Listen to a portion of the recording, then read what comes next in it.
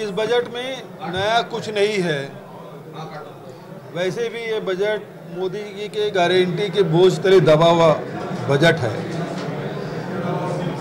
नया कोई कार्यक्रम इसमें दिखाई देता नहीं है।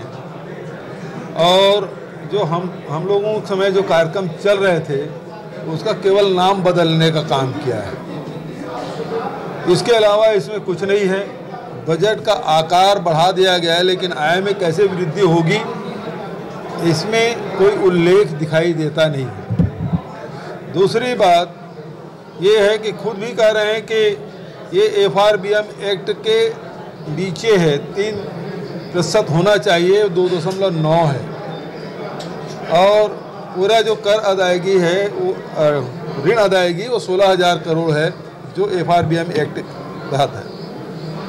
तो एक तरफ ये आरोप लगाते हैं भाषण की शुरुआत में खोखला कर दिया, और दूसरे तरफ कहते हैं कि FRBM एक्ट के दायरे में है। तो दोनों विरोधाभास है। हमने जो वित्तीय ढांचा खड़ा किया था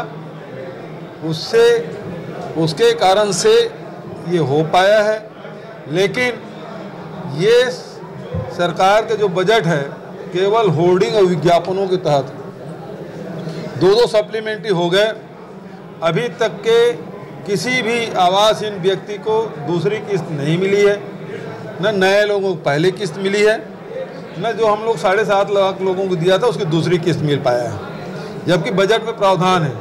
महतारी वंदना योजना में आप देखेंगे बजट सप्लीमेंट्री बजट 2 महीने पहले जो लाया था उसमें अभी तक के किसी के 1 रुपया नहीं मिला है। और उसी प्रकार से सब नाम बदलने का काम, चाहे भूमि श्रमिक की बात करो, चाहे डॉक्टर खूबचंद बघेल स्वास्थ्य सहायता योजना की बात करो, ये सारी योजनाएं हम लोगों ने शुरू किया था, उसका नाम इन्होंने बदला भर है। इसके अलावा कुछ नहीं। लच्छेदार भाषण दिया है, इसके अलावा इसमें बजट में कुछ नहीं। 1.5 घंटे का भाषण था वित्त मंत्री का और रिजल्ट शून्य है। 35 करोड़ का बजट प्रावधान है, तो उसमें क्या कर लेंगे आप? उससे कुछ मिल पाएगा? 35 करोड़ कितने लोगों को चप्पल मिलेगा? किस क्वालिटी की मिलेगा? उसी प्रकार से होगा कि एक पैर में 6 नंबर का, दूसरे पैर में 7 नंबर का। ये सब्ज बाग दिखाया जा रहा है। कह रहे हैं कि GDP है 5 लाख से बढ़ा के 10 लाख कर देंगे।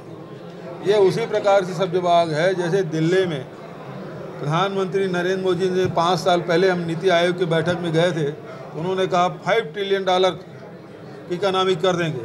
अभी तक के $3.5 बिलियन ही पहुंच पाया है। तो ये उसी प्रकार के मुंगेरी लाल के हसीन सपने हैं, इसके अलावा कुछ नहीं है।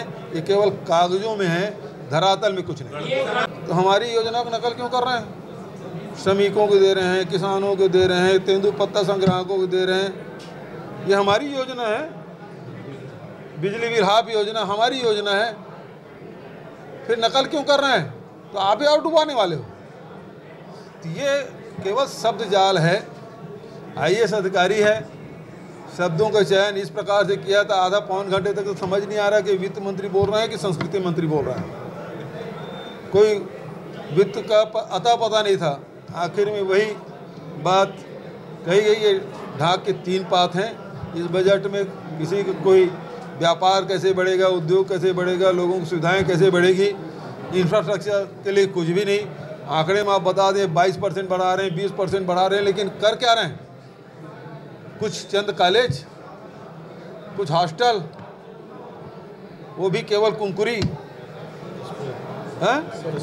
जसपुर, इसके अलावा कुछ भी नहीं।